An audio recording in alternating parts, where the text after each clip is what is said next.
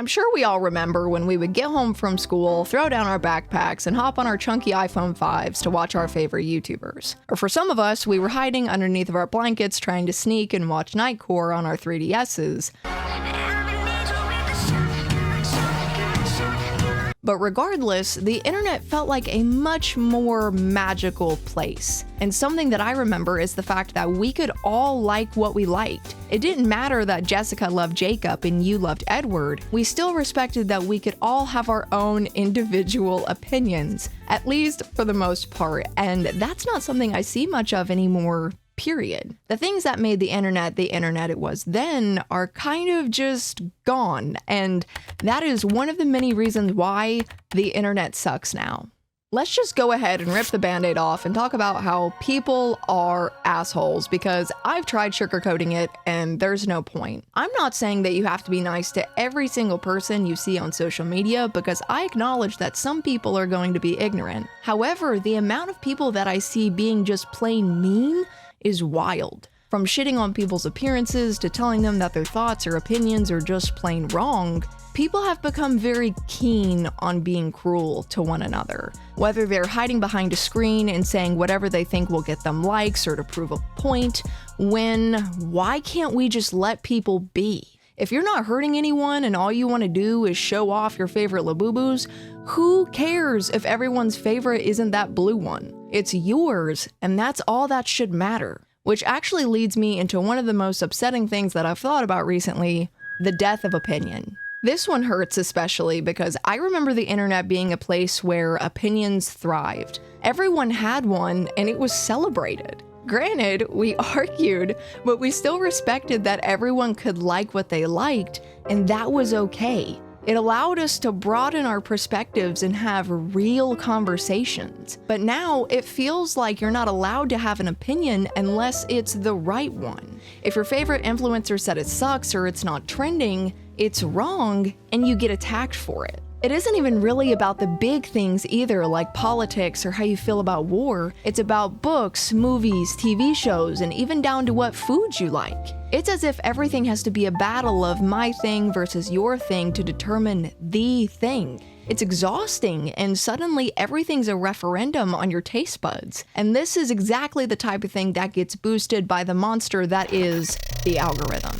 Back in the day, whenever you would go on Instagram, everything was in chronological order. You would open the app, start at the top, and scroll all the way to the bottom. The next time you open the app, unless your mom posted a picture of her breakfast or your friend was advertising their Wattpad fanfic, you would still be right at the bottom where you stopped. But now you hop on Facebook, Instagram, TikTok, and there's always something new every time you refresh without fail. Most of the time, it's not anything of substance either, but you talked to your boyfriend last night about wanting to try out some new Lego sets, and lo and behold, you get an ad showing you this. It's finally time! LEGO released a 5,000-piece LEGO Avengers Tower. This box is massive! So many minifigures. Let's get it open. I'm overwhelmed. Adpocalypse and Big Brother aside, the algorithm is shaped based off of everything we watch, like, save, and it tailors absolutely everything we're shown to that. And you would think that platforms changing what content they show us based on our interests would be amazing, but all it does is place us in a vacuum. Because imagine you like the show Star vs. the Forces of Evil. You hop on TikTok and it shows you everything relating to that show. From edits, fan art, hot takes, when if it would have shown you things outside of your already known interests, you would have discovered that you liked Gravity Falls a hell of a lot better. It's like a cow growing up only hearing rock music, so obviously it's going to think it's the best thing ever, when scientifically, cows are enamored by jazz. It doesn't just feel like something is being stolen from us this way, but it also makes the internet feel less personal and close-knit. Without the algorithm, unless if it was content being put out by our family or our friends, we had to go and find it for ourselves, scrolling hours and hours to find the perfect Minecraft Let's Play or Happy Wheels video. Whenever we finally found that content or a creator that we liked, it was deep. No one was feeding them to us, pushing that creator to the top because they thought we would like them. It felt like it was our decision to watch them. PewDiePie was my personal goldmine moment because I loved gaming, all things silliness and all things weird, and one day I found him yelling at a bunch of barrels. Play tricks on me.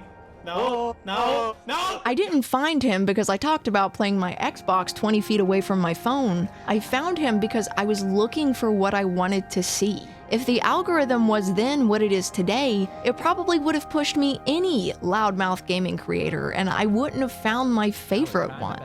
Fandoms back then weren't developed just because the algorithm funneled us together. We found each other, and we truly connected.